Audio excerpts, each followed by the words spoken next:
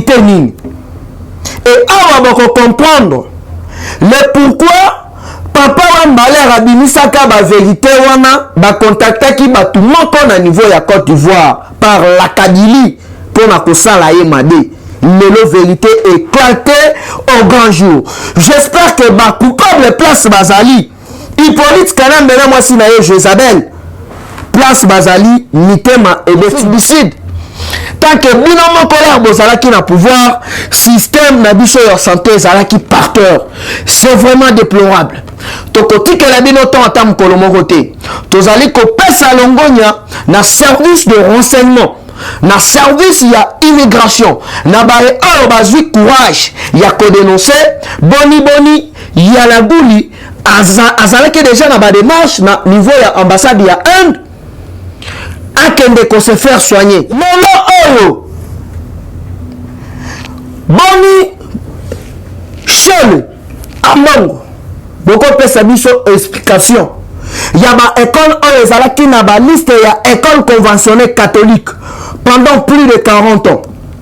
Lelo bokomi koya oteno ya laki ba école moko agréé te, il faut balongola yango na liste ya gratuité. Alors que palette ya liboso ya mibale ba école wana na ba enseignant wana bazwaki déjà. Bonjour balandi na biso nyonso ya rumeur de Kinshasa sango ya Congo ba nyonso bazwi libako ya kolanda biso lelo lisusu toye na banda kuna bino kopesa bino actualité politique en temps réel ya mai nyonso ezali kolekana na mboka na biso parce que ko informer bino ezali devoir na biso. Lelo tokokende vraiment mulai te mais toko beta masolo na 3 points na ordre du jour. Il y a libosona nous la plus basé sur maïe étali état de droit. Après makambu ya état de droit tokolobela sur mystère caché ya liwa ya Papa Wemba.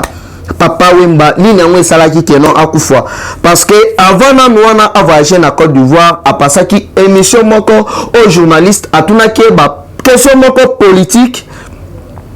a répondaki yango sur la guerre ya Est. Mais lelo mutu oyo koni de tout ce qui azali Rwandais mais c'est Nyarungabu na mwana mwasi oyo na yebi kutu même pas kombo na ye makango wa Kabila balingi ko faire voir batu kenon bango nde bazali na souci ya peuple congolais koleka biso nyonso. Pendant 18 ans na kati ya parlement combien de députés oyo balekaki pona ko dénoncer à haute voix kolobela Kabila en face kenon pona nini bitumba ya Est ezali kosila te député nini. Et awa bako comprendre le pourquoi Papa Wambale abimisaka ba vérité wana ba contactaki batu moko na niveau ya Côte d'Ivoire par la Kabylie pour na kosala ye made. Lelo vérité éclaté au grand jour. J'espère que ba coupable place Bazali Hippolyte Kana mbena mwasi na ye Jezabel place Bazali mitema ebeti bango. Biso toko manga mutute toko dénoncer oyo esengeli to dénoncer. Yali normal te kokamata mabele na biso kokaba yango na maboko ya bapaya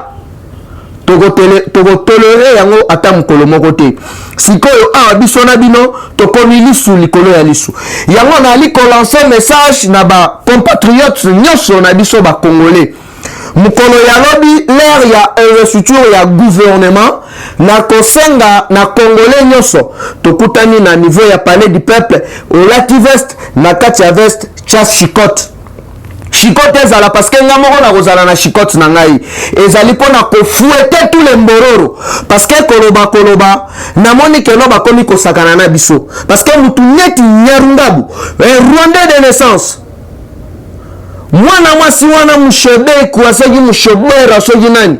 Rwandaise de naissance bakomi kosakana na biso comme masque guerre ya Est comme si guerre yango mutu abanda yango se fachi mwali lukuta bino Hippolyte ateki mboka silence radio yango vraiment na regretaka ba président Meti ba président Joseph Kasavubu président Marshal Mobutu président Félix Antoine Tshisekedi Tshilombo oyo baloba coûte que coûte vaille que vaille jamais bakote kamboka mais aussi pena mutu aye ateki pena mboka ki mutema mabe oyibi maka oteki maka na biso mais ata banzela tongela baninga ta banzela otiki eloko te tongela baninga ta ba hôpital osali eloko moko te nani ko répéter lisusu mukolo oyo tokokende koinvestir gouvernement ya union sacré congolais nyonso place ozali kobosa na chicote te parce que lemborero oyo bazali na kati ya parlement bali komérite kofouete bango parce que koloba na munoko bakomi komesana tokotikela bango to ata mokolo moko te tokodénonce yango alors awa avant tobanda émission na biso ya mokolo ya lelo na point ya liboso na kolobela sur état de droit oyo ezali en marche awa boko comprendre que non après Willy Bakonga oyo bakangaki na niveau ya Brazzaville ekomaki mokolo ya lelo tour ya sele ya laguli oyo alingaki a se rendre frauduleusement na niveau ya Inde soit disant akende ko se faire soigner mais bino bokumisela biso ke non bosali 18 ans botravaille botiki mbongo na kesi ya l'état politique nini oyo Hippolyte Kanambe ametraki en place pona oyo etali secteur ya santé mais il faut avoir honte ya kolongwa na RDC kende ko se faire soigner na Inde kende ko se faire soigner na Afrique du Sud tant que bino moko ya bozalaki na pouvoir système na biso ya santé ezalaki par terre c'est vraiment déplorable tokotikela bino to ata mokolo moko te tozali kopesa longonya na service de renseignement na service ya immigration na baye oyo bazwi courage ya kodénoncer boni ya laguli azalaki déjà na badémarche na niveau ya ambassade ya Inde akende ko se faire soigner alaki débarquer. Alors il faut remercier le président Félix Antoine Tshisekedi Tshilombo boyo kasonité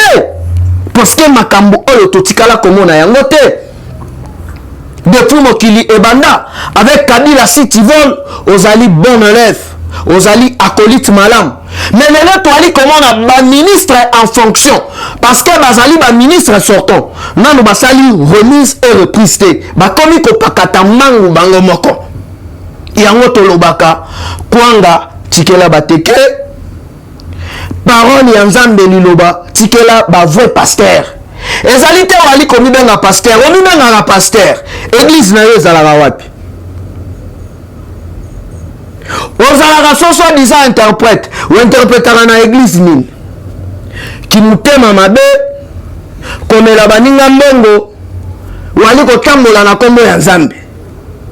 ezali pasi pe mawa ndenge moko na bao babandaki kokriao gratuité ya enseignement mais lelo bakombo na bango bazali cité na kati ya détournement ya mbongo ya gratuité ya enseignement na koyebisa bino keno moko nzambale kolongwa bakotya ye kaka mpo na nini wali kotambola na kombo ya nzambe me makambo ozali kosala na sese kimutema mabe komela baninga mbongo komela baninga biloko lokoso bino tokotikela bino tante biso mosala na biso ezali kodénonce bantivaleur kodénonce bato bazoyala lokoso na kati ya komba musala na biso tokobanda kobeta bino bame libre ndenge ali wana ezali ya koyinda toyebisaki bino awa audit ya baministre nyonso sortant état de droit oyo vraiment c'est du jamais vu donc yo mutu place ozali leka na média senga faci pardon senga ya pardon koyoka soni te combien basali baaudio ya lukuta Tshilombo ateki mboka yango atekaki na maboko ya nani témoin azalaki nani mikanda basinyaki na nani mais Hippolyte Kanambe 18 ans au pouvoir Jacamine Ekei bien signé signature na ye yazalaka mayele mwa muke kaka na Kenya Rwanda na Lingala Bolole na Chiluba Bolole na Swahili Kizengi na français pena chitataka na chijingi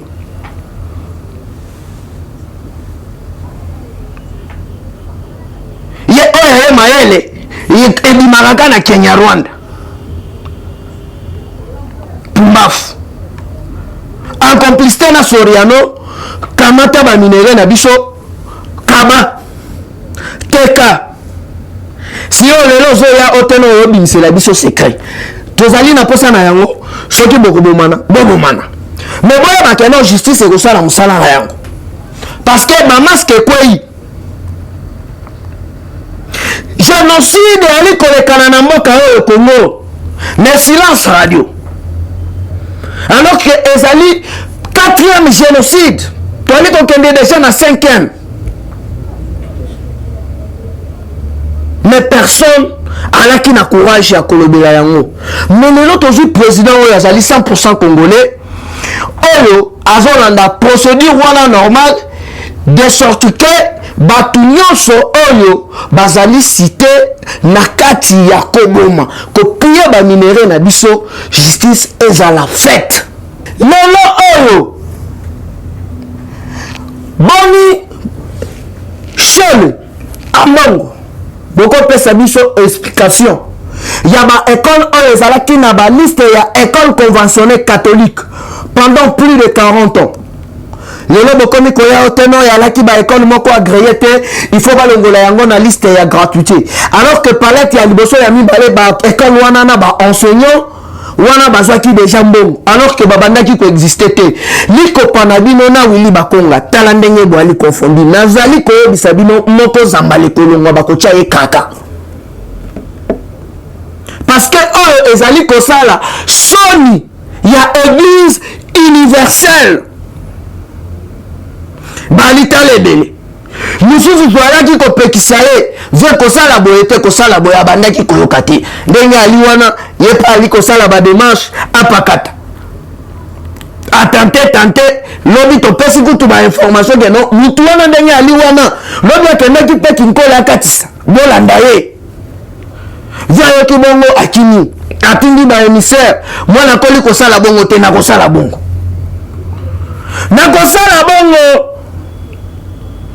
parce que boali bamiyibi alors na église bokendaka kosala nini otoali basali na nzambe kabakata mpe ya kombo musali na nzambe cardinal monsieur l'abbé pasteur otoyaka nini église na yo ezalaka wapi botika biso tofanda awa ministre mosusu musali na nzambe pe ye pe alingaki akende France papa kita na avion okei wapi oyo na question médicaux cinquantenaire ezali sikoyo mpona nini remise au président de salemi te yali na bamosusu bakomi kokondela Sénat yango toali koyebisa papa baati lukwebo sala mosala na yo ndenge esengeli ministre oyo kokondela yo te teno nali kokende libanda nakende kozwa traitement tobali makambo wana remise reprise esalema nanu toyeba na 2 ans oyo ministre ya FCC osalaki mosala nini ministre ya UDPS osalaki nini INC osalaki nini toyeba na baministère nyonso IGF sala mosala na yo parce que ezali à cause ya biso kaka ndenge todenosaka boye tosangaki na IGF apesa biso explication na makambo ya gratuité nani ali kokosa nani ali koloba busolo tomonaki babakonga awa o na kokende na justice na kwatake na justice bakoselinga kodetourne mbongo ya l'état ya gratuité okozala à l'aise na conscience na yo boye na boye kokolola awa nyonso wana manipulation lelo la main dans le sac. Silence radio. Silence radio. Donc personne n'en parle. Nabato babandaki kosala makelele. Pendant qu'on fait avoir batukeno bango ne soi-disant bazalaki na souci ya peuple congolais. Yango laissez fou Mousabata alobaki yango avant liwa na ye masque de leko kweya tokoyeba bango na bizaleli boye oteno toye na IDPS ozalaki na ngambu wana parce que toali na coalition okatisi ngambu oyo mbala moko komi donneur de leçons ozalaki na ngambu wana wali koya na soi-disant liloba ya Nzambe mpona koeskoke bato yebaki no a bientôt kobima na mpwasa. Sikoyo tokoti na deuxième point. Na deuxième point, toali kolobela mystère caché ya liwa ya Papa Wemba. Mes chers compatriotes, audio oyo yali mulaye ezali émission mobimba. Mais tozwi kaka ba point essentiel. Na batu oyo balingi ko faire voir biso que non. Oyo ezali kolekana na est Fachi mutu azali kobeta semblant faux archifaux ye moko Fachi bana na ye bazali na son ya makila bato ya est mwasi na ye mutu ya est mutu azali na souci koleka Fachi na makambo ya est azate boye la biso mbri ya mata otono Fachi kende est akende kofonda na est Fachi okende est te o Tshisekedi mwana classe na bino oh ba institution nyonso eza na Kisasa na est Fachi okende kosala nini tialo baki bongo ezalaki sur le plan politique